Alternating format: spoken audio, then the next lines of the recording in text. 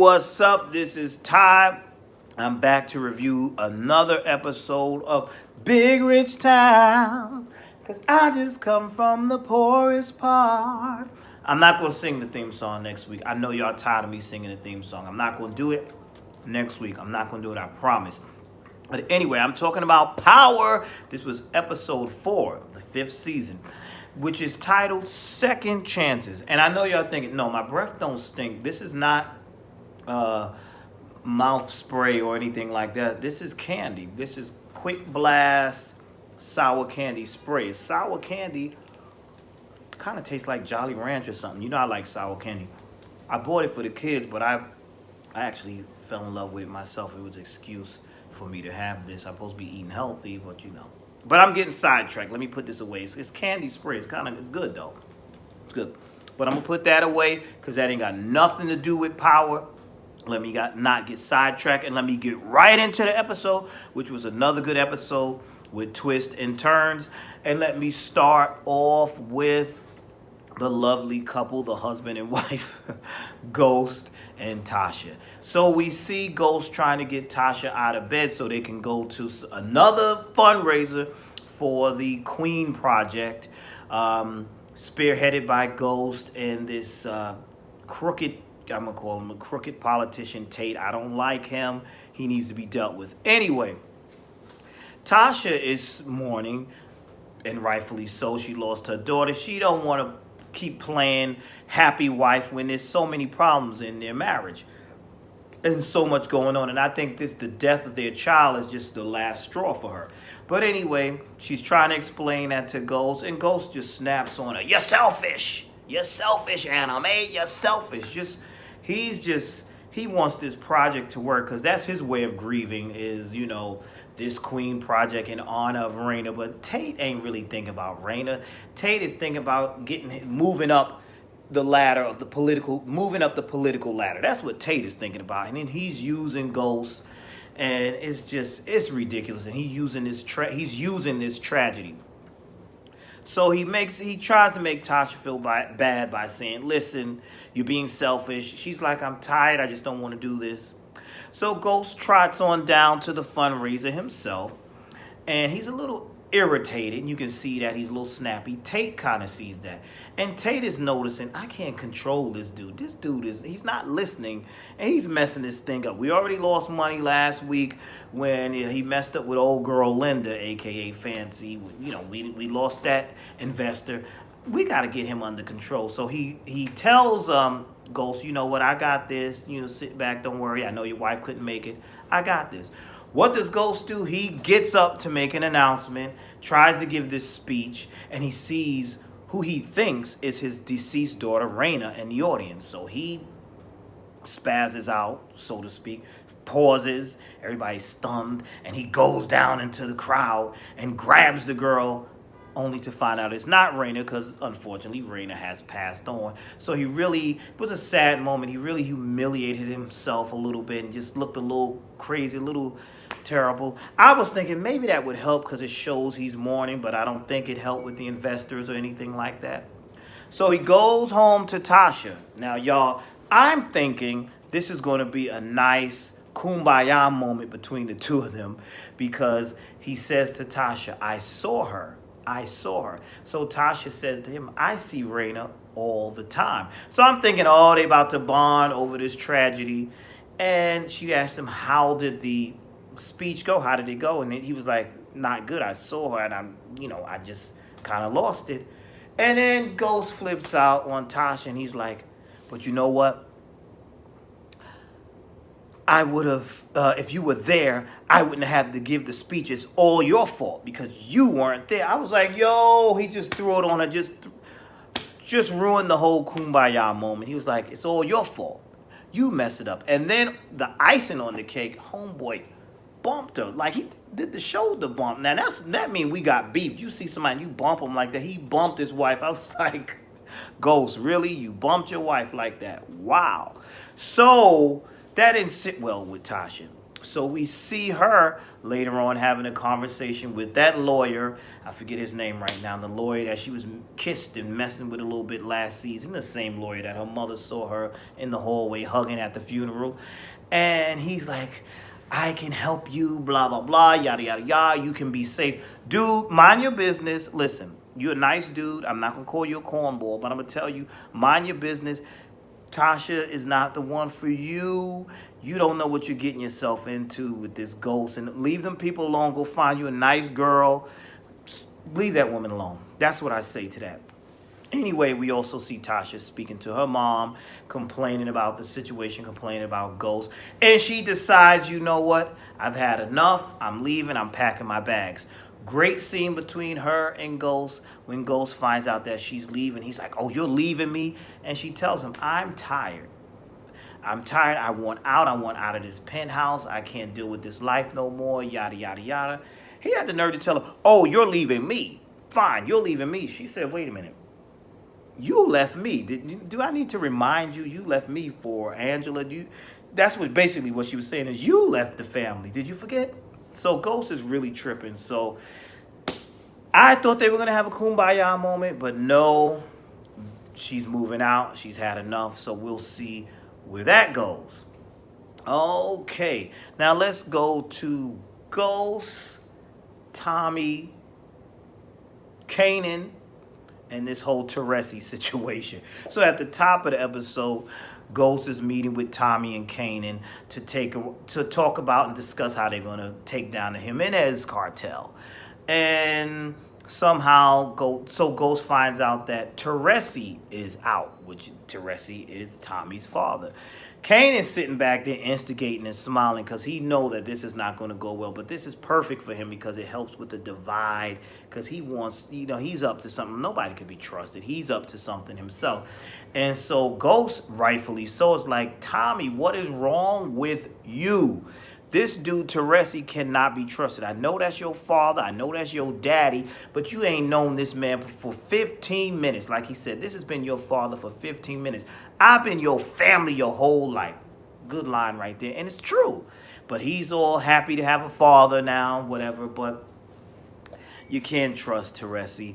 And so we see Ghost speaking to Kanan, and he says, Kanan's like, I think we should kill Teresi. And Ghost is like, no, we can't kill him because then if it gets back to us, gets back to Tommy that it was us, that's going to be a problem. But what we can do is devise a plan where we keep Tommy away from get the Italians to pull away from Tommy. And, that way we can get kind of split this whole thing up. So they devise a plan. Now, this Teresi character, I'm surprised. Like I'm saying, the twists and turns are crazy. I'm surprised. He's out. They show him at his, they have a welcome home party. Some of the Italians ain't feeling him because they're like, how you get out all of a sudden? And one guy says, you sure this guy ain't a snitch? Like, come on. So we see Teresi with his wife, Connie, his dear, lovely wife. And she asks Teresi, how did you get out? How did you really get out? She ain't stupid. She know who she's married to. How did you really get out? So he tells her he got out because he made a deal where he can help them get some dirt on Tommy. Connie's upset with him. She's like, oh, honey, you're a snitch. And so Teresi's like, I'm not a snitch. I'm not snitching on the family. I'm snitching on Tommy. Listen, Teresi, a snitch is a snitch. It don't matter who you snitching on. A snitch is a snitch. And like Connie told you, if the family finds out you're snitching, they gonna hurt you regardless. They don't care if it's them, if it's Tommy. They don't like snitches. Snitches get stitches. You know that, right? But I guess he was so desperate he wanted to see his dear, lovely Connie. So that's why he's doing that. So I don't know. I don't know how that's going to work out. I don't know how that's going to work out. That's Teresi, I'm disappointed in you. I knew you was evil, but dag, bad enough you didn't take care of this boy. And now you're out and you're using him so that you can, you suck, Teresi. You suck. You're using him for your freedom so you can see your wife before she passes. And then we see him really corny, just, oh son, you showing Tommy the grave sites of your parents and where you may be buried. Is this plot for Tommy? Is there a plot there? Like, stop it. This whole family thing, me familiar, just really disgusting. And I can't wait for you to get your just due, Teresi, because you pissed me off. I don't like it. Snitches get stitches. Yeah. Let's kill him off. Let's just do that. All right, let's move on to who we gonna move on to. Let's move on to let's talk about the lawyer Proctor. We see that Proctor, we get into his old personal life. He has his daughter, he has custody of his daughter. In walks the crackhead mother, I think she's the ex-wife or whatever. And he's like, oh, how you get here? She's saying she been sober for 30 days. Whoop-de-damn dude, 30 days ain't enough. You still like crack. See me in a year when you're clean for a year. Nah, let me stop. But that's basically what Proctor was saying. And he's telling her, you're not going to get custody. Proctor's also having to deal with Mock, who has the feds come to the house and they raid the house while Proctor's daughter is there.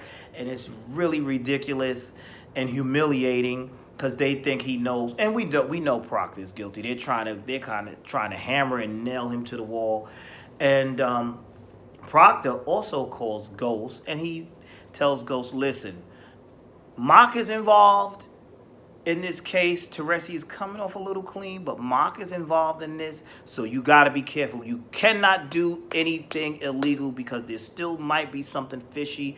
You got to stay away from Tommy and this Teresi thing. You got to stay away. You got to stay clean. So that's Proctor's story, and Proctor is mocking them.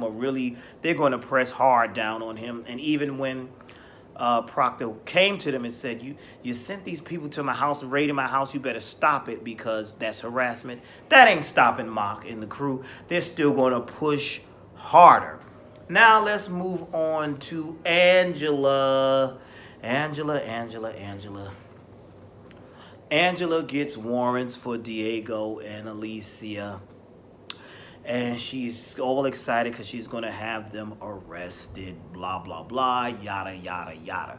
We see her and the other cop get the information from Arturo. They scare him into telling them, because they know Arturo didn't kill those people. They scare him into telling them where Alicia is going to be, where Diego is going to be. Diego and Alicia are arrested. Dre is there. Dre is leaving as they're arrested. So it's a big celebration. Woo, woo, woo. We've caught the Jimenez. We got Diego. We got Alicia. But boom! Just when they're about to celebrate, here comes Steve. Now, y'all remember last week, Angela slept with Steve. So now here he comes. He's from the DEA, and he's telling her, we have to let Diego and Alicia go. She is pissed and she's feeling hurt because she done laid down with this man. She done gave him the goodies last week. See, Angela, this is why you keep your legs closed. You gave Steve the goodies last week. Now he's setting these criminals free, and this is the biggest case in your career. And the man that you spread your legs for is messing up your case, and then had the nerve to call you and tell you, I'm sorry, and I can't stop thinking about you. And when we was doing what we do, that was great, but I messed up your case and kind of blew a hole in your career. Way to go, Angela. That's why I think you should keep your legs closed. Keep your legs closed for the rest of the season. But we know you're not going to do that. We know you're not going to do that. You and Ghost, y'all are out of control. All right, let's see. Where are we? That leaves us with Dre. Dre is shook. Now Dre and the homeboy, because they think Diego and Elisa are still locked up. So they're like, now you know what? Tommy and Ghost and Kanye can come after us because we don't have that protection if the Jimenez are locked up. So earlier in the episode, Tate had called Dre and offered Dre a job to be the face of the Queen Project, or to help with the Queen Project, and work alongside or replace Ghost. And Dre declined, but now he sees where it can help save his life, so he's like, I'm on board. So it was a real sticky situation when they had the board meeting, and you see Ghost, and you see Dre, and they announced that Dre is coming on board, and Ghost had to play it off. It's great to see you, Dre. I was really looking forward to this. I'm like, oh, Dre, you gonna die now. You gonna get it now. But how? Because you're protected for now. But something is gonna happen. That is what you call clever writing. Because I was like, that's good. That was really good. What else was going on in this episode? Detective Blanca Rodriguez is on the case. Angela might have taken the case from her, but she's still investigating and she's still digging. So there's going to be more. She's still connecting the dots between Angela, the Rayner's murder, Detective Raymond Jones. She's still connecting the dots. Tariq, she's still connecting the dots. So I'm interested in seeing what she's going to do, probably in a few episodes down. So yeah, but back to Dre. That was smart, but dumb, because something's going to happen. You're not safe, but that was smart for now to save you for now. That's going to save you for now. I think I have everything covered. Let me look at my notes real quick. Oh, this was funny too. Well, not funny. This had to be a part of what you call him, Ghost and Kanan's plan to have. They hire this guy. Kanan hires these guys to shoot at Tommy and the Italians. This is part of that plan to get the Italians turned off from Tommy and kind of split up that whole Tommy, Teresi, and the Italians thing. And he hires these guys, tells them to use blank guns or whatever. They decide to get all big and bad and use real guns. It didn't matter because Kanan was double-crossing them anyway, because the whole plot was to have them shoot and scare Tommy and the Italians, and then Kanan comes save the day and save them and shoot and kill those guys. So y'all got played, whether you use blank guns, blank bullets or not. Kanan played you so that it could look like there was some beef going on and that Tommy's kind of dangerous, so the Italians could be a little turned off. That was very clever. So yeah, we're gonna see what happens. Now I think the Italians are looking at Tommy like, this is bad business. So like I said, you don't know who to trust here. You can't trust Kanan, you can't trust Dre, you can't trust the politician Tate. There's nobody you can trust. You can't trust Teresi. That's what I like about the show, because I don't trust nobody. I don't know what's going to happen next. And in the final scene, we see a phone call made to Ghost, and he goes to a diner and he meets with Angela. They're both hit rock bottom. She thought she had this career defining case. It went down the tubes, and it went down the tubes with the help of the dude she was sleeping with. And Ghost and his Queen project, it ain't going like he wanted it to.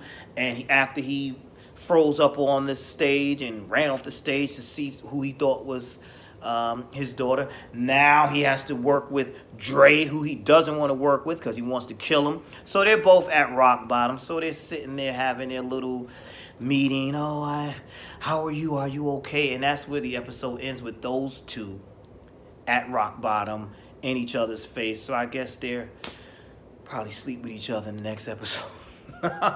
But that's it for now. I thought it was a well-written episode, as always, and I cannot wait to see what happens in the next episode. Thank you for watching. I think this is longer than the last few videos, but thank you for watching. Like, comment, subscribe, tell your friends about it, and you have a blessed one. I'm out. I'll see you next week for another review of Power. Peace.